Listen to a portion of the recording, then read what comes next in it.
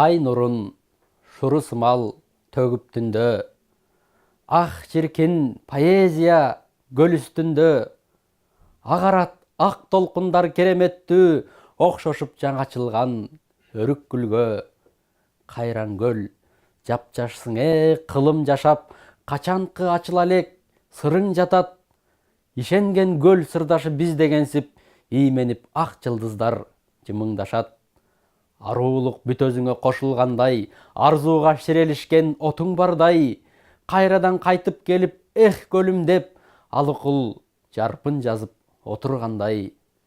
Көркөмің чебер уздун боягындай, сөйлөтүң карыянын жомогундай, сен өлбөс түбөлүктүү адамдар, күнүмдүк келип кетчү коногуңдай.